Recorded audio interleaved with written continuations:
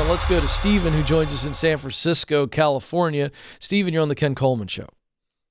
Hey, Ken, thanks for taking my call. You bet. So I am a higher ed administrator, and I've been in higher ed for about 4 to 5 years, and I'm looking to make a switch over to information technology. Okay. And I want to work with companies that offer IT solutions to higher education still. Okay. My question to you is, I don't know anybody in that industry, and I don't know anybody in the companies that I'm looking at, and I really want to establish a connection before I submit my application materials. Yeah. So they don't stack it in a pile and, I'm never noticed. Okay. And I'm trying to figure out how I can reach out to these companies and get a hold of someone in HR or recruitment management. And I'm having a difficult time getting a hold of a person to connect with. And I was wondering if you have some advice to aid me in kind of that transition. Yeah. So here's the deal. This is going to this is a digging process. You're going to have to commit to digging, going 2 and 3 levels deeper. So in this case, it's not about who you know. It's about who they know. Let me explain. It's about who you know that may know somebody, because you personally are going, I don't know anybody in company ABC. I just don't know anybody. So the question becomes, of all the people that you know, now this includes LinkedIn, Facebook, Instagram, acquaintances from previous jobs. I mean, anybody you've ever had a conversation with where you feel like you might get a response from them. Okay, that's how broad we're talking about, because that's how this works. And so you go, do I know anybody who knows somebody? So it's not about who I know, it's who they know. So have you dug into that layer, the next layer down? I've tried and I've started. I'm not super active on social media. I don't have a Facebook or a LinkedIn. I do have an Instagram, but it's kind of hard to tell, with looking at Instagram, who works where and who does what. No, I get that. And that's different. That's yeah. right. So my point is that, but, you still know people.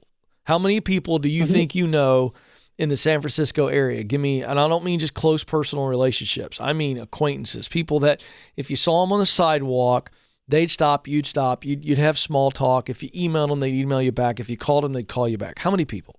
Sure. 30 to 40 folks, I think.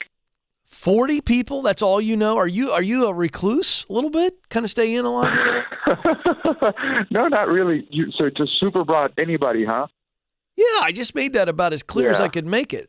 An acquaintance. Sure, They don't have to be a dear friend. I'm saying you saw them on the street or you see them in the grocery and you go, oh, hey, man. And they go, hey, how are you? That's what I'm talking about. Sure. Okay. Do you know what acquaintance means? Of course you do. Right, yeah, so how many people? About 100-ish, something like that. I think that's more accurate.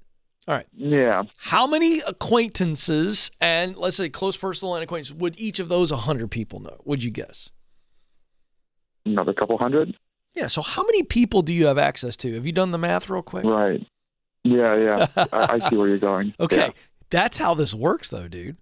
I mean, that's really how it works. And by the way, sociology research backs me up. This isn't like a cute little Ken Coleman opinion where I got out a pencil and a pad of paper one day and went, I think I'll try to sell this to people. No. The research says that most people get jobs through their acquaintances. A guy by the name of Mark Granovetter, you can look me up, check me out on this. Mark Granovetter, a well-known sociologist, did some research. Most people get jobs through acquaintances. So this could be people you work out with, that you have a conversation with every once in a while, right? But you never have gone deep.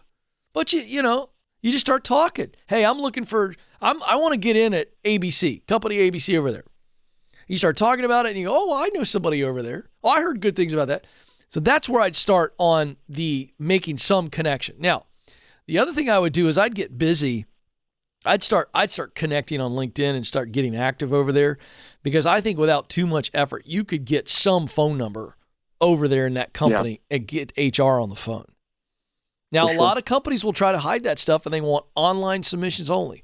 So that is a reality, but I'll bet you know where their address is, don't you? Mm-hmm.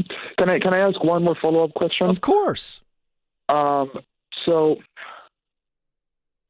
do you recommend that is it a good strategy to kind of establish that relationship before you submit application materials, or after you submit application materials? I like that. That's my preference. However, let me give you something practical here. This may take you a little bit of time to do this, given what you've laid out for me today. So here's another thing that could work. Do you know anybody who is pretty respected in IT, in the IT industry? I could find some connections if I connected with folks here where I work in my university, and they can probably connect All right, me. so what if you started to connect with some people that are really impressive? They hold IT positions, maybe even higher up the ladder than you're even going for. And what if you get to know them and they vouch for you? And so at the top of your Ken Coleman template, which you've used the Ken Coleman resume, it leads off with who I know.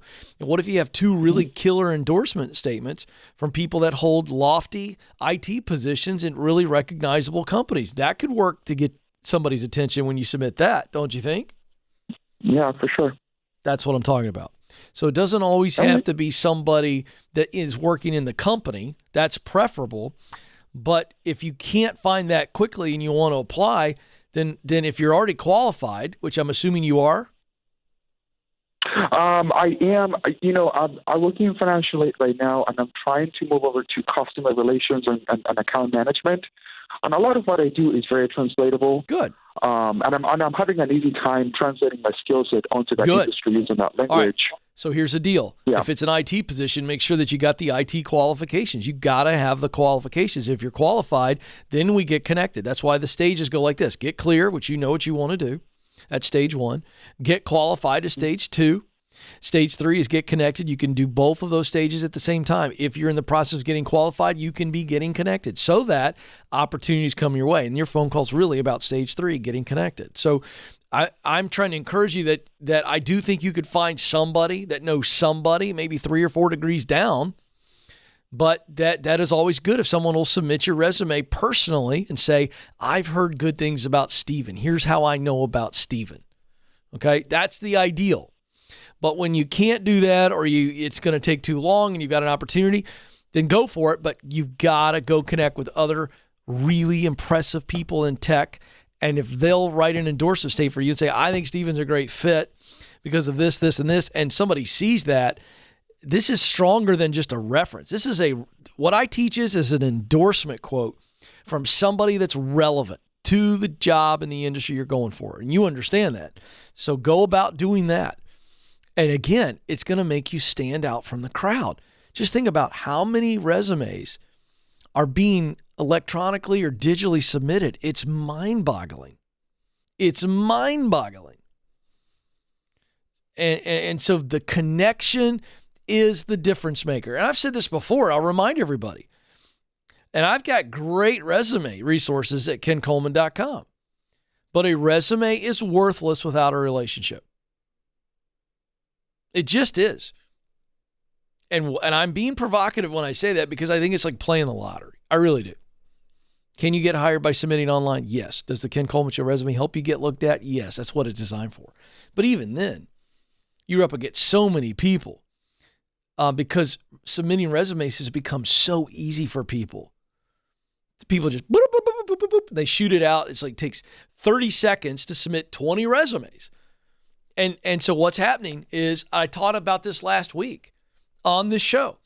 Your next interview could be with a robot, artificial intelligence. It just could be because that's the only way these companies can filter through all these submissions. So you really got to stand out. And the way to do that is with the human connection.